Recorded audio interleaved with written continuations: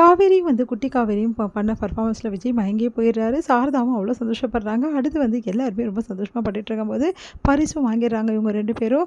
இங்கே வந்து குழந்தை வந்து விஜய் கிட்ட எப்பப்பா வந்து காவேரி வந்து மிஸ்ஸை கல்யாணம் பண்ணிக்க போகிறீங்கன்னு கேட்குறா. எதுக்குடா அப்படி கேட்குற அப்படின்னோடனே எனக்கு சீக்கிரமாகவே மிஸ் வந்து அம்மாவான ரொம்ப சந்தோஷம்ப்பா. எனக்கு அம்மாவா இன்றைக்கி இருந்தாங்க மிஸ், எனக்கு ரொம்ப சந்தோஷமாக இருந்துன்னு சொல்லிட்டு குழந்தை வந்து சொல்லிகிட்ருக்கா. சீக்கிரமாகவே காவேரியை கல்யாணம் பண்ணோம், அது எப்படி பண்ண போகிறேன்னு ஒன்றுமே புரியலையே, காவேரி எங்கேருந்து ஒத்துக்கவே மாட்டேங்கிறாளே அப்படின்னு சொல்லிட்டு விஜய் வந்து யோசிக்கிறாரு. இங்கே காவேரி வந்து நடந்த விஷயங்கள் எல்லாம் யோசிச்சு ரொம்ப சந்தோஷப்பட்டுட்டு இருக்காங்க. அப்போ வந்து சாரதா வராங்க பெட்ரூமுக்கு.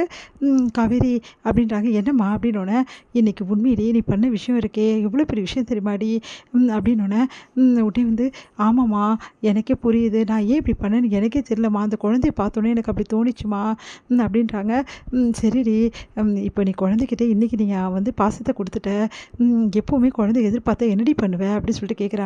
என்னம்மா நீ இப்படிலாம் பேசிகிட்டு இருக்க, வேறு எப்படி பேசுறது, அம்மாவோட அன்பே தெரியாத ஒரு குழந்தைக்கு நீ பாசத்தை தள்ளி கொடுத்துருக்க, அந்த குழந்தை மறுபடியும் ஏங்க ஆரம்பிக்காதடி, உங்ககிட்ட அந்த பாசத்தை மறுபடியும் எதிர்பார்க்க ஆரம்பிக்காதா அப்படின்னோடனே என்னம்மா நீ என்னென்னமோ சொல்லிகிட்ருக்க அப்படின்றாங்க. ஆமாம் காவேரி, உனக்கு குழந்தைங்களை பற்றி தெரியாது, குழந்தைங்க யாருக்கிட்டையாவது அன்பாக பழகிட்டாங்கன்னா அவங்க தான் அவங்களுக்கு உலகமே, உன்னை வந்து அவள் அம்மாவை ஏற்றுக்கிட்டாள்னா கடைசி வரைக்கும் நீ தாண்டி அம்மா அப்படின்னோடனே அதிர்ச்சடிறாங்க காவேரி.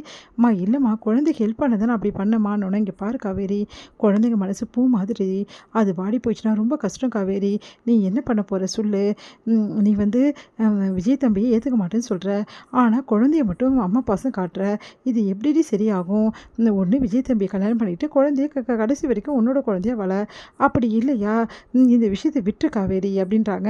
அதை கேட்டுட்டு வந்து காவேரி யோசிக்கிறாங்க. என்னம்மா நீ சொல்கிற, ஆமாடி எனக்கு நீ பண்ணுறதெல்லாம் கொஞ்சம் கூட சரி பண்ணுன்னு தோணல, எனக்கு சந்தோஷம் தான் இருந்தது, நீ வந்து அந்த குழந்தைக்கு அம்மாவாக இருந்தது, அதுக்கப்புறம் அம்மாவாக வந்து அவ்வளோ வந்து பார்த்துக்கிறது, அதெல்லாம் அவ்வளோ பொறுப்பாக இருந்தது, அவ்வளோ சந்தோஷமாக இருந்தது, இருந்தாலும் வந்து நீ அந்த அன்பை வந்து உடனே வந்து தான் கொடுக்குற, காலம் ஃபுல்லாக கொடுக்க முடியுமாடி உன்னால், அதுதாண்டி கஷ்டமாக இருக்குது, நான் சொல்கிறத கொஞ்சம் யோசி காவேரி, அந்த குழந்தை அம்மா இல்லாமல் அவ்வளோ கஷ்டப்படுதில்ல, நீ தான் அம்மாவான என்னடி பிரச்சனை உனக்கு அப்படின்னோடனே, நான் ஏற்கனவே சொல்லிட்டேன், அவர்கிட்டையும் சொல்லிட்டேன், உன்கிட்டையும் சொல்லிட்டேன், என்னால் அவருக்கு கல்யாணம் பண்ணிக்க முடியாதுமா, என்ன நேசிக்கிறவர் தானே நான் கல்யாணம் பண்ணிக்க முடியும், அவர் வந்து அம்மாவோட அம்மாவை தான் அதிகமாக நேசிச்சிருக்காரு, அவர் எப்படிமா நான் கல்யாணம் பண்ணிக்க முடியும், சரிடி இப்போ தான் உன்னை வந்து அவர் விரும்புகிறதா சொல்கிறார்ல, இப்போ சொன்னால் அதுக்காக நான் கல்யாணம் பண்ணிக்க முடியுமா, அப்போ அவர் முன்னாடி வந்து நேசிச்சது இல்லைன்னு ஆகிடுமா, இங்கே பாருமா ஒருத்தனுக்கு ஒருத்தி தாம்மா, அவர் ஆல்ரெடியே வந்து ஒருத்தர் விரும்பிட்டார், இதுக்கப்புறம்லாம் எனக்கு செட் ஆக மாட்டார், நான் கல்யாணம் ஆகாதவ, நான் எதுக்குமா அவரை கல்யாணம் பண்ணிக்கணும் அப்படின்னு சொல்லிட்டு கேட்குறாங்க.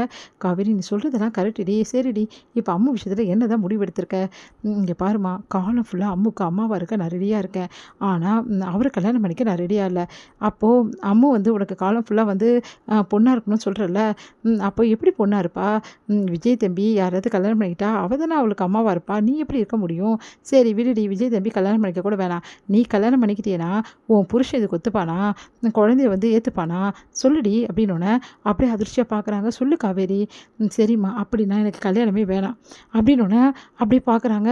என்னடி சொல்கிறேன், ஆமாம்மா இப்போ இந்த கல்யாண ஏற்பாடு எல்லாமே நான் வந்து நிப்பாட்டிடலான் இருக்கேன், எனக்கு குட்டி காவேரி தான் முக்கியமாக, மெயினாக வந்து எனக்கு அம்மு தான் முக்கியம், அம்முக்காக நான் என்ன வேணாலும் செய்ய தயாராக இருக்கேன், எனக்கு கல்யாணமே படிக்கலனாலும் பரவாயில்ல, எனக்கு அம்மு வேணுமா, அம்மு மேலே காட்டுற அன்பை நான் கடைசி வரைக்கும் காட்டிட்டு தான் இருப்பேன்னொன்னே, என்னடி நீ இங்கேயும் நிற்காமல் அங்கேயும் நிற்காமல் நடுவில் ஏன்டி இப்படி பண்ணுற அப்படின்றாங்க.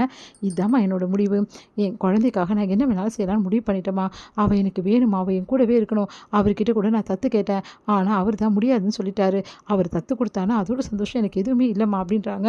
குழந்தை மேலே இவ்வளோ அன்பு பாசத்தை வச்சுருக்கா, கல்யாணம் கூட வேணான்னு சொல்கிறா, ஆனால் கூடி சீக்கிரம் வந்து மாப்பிள்ளையை ஏற்றுக்கணும், அது மட்டும் ஏற்றுக்க மாட்டேங்கிறா, இதுக்கு எதையாவது ஒன்று பண்ணியே தீரணும், மாப்பிள்ளையை வந்து எப்படியாவது காவேரிக்கு கல்யாணம் பண்ணி வச்சே தீரணும், அதுக்கு என்ன ஐடியா பண்ணுறது, ஏதாவது ஒரு ஐடியா பண்ணியே தீரணும் அப்படின்னு சொல்லிட்டு யோசிச்சுட்டு இருக்காங்க. இங்கே சாரதா இங்கே வந்து விஜய் நடந்த விஷயத்துலேருந்து மீறவே முடியாமல் அப்படியே வந்து யோசனை பண்ணிகிட்டே இருக்காரு. எடுத்த ஃபோட்டோஸ்லாம் ஒன்று ஒன்றா பார்த்துட்டே இருக்காரு.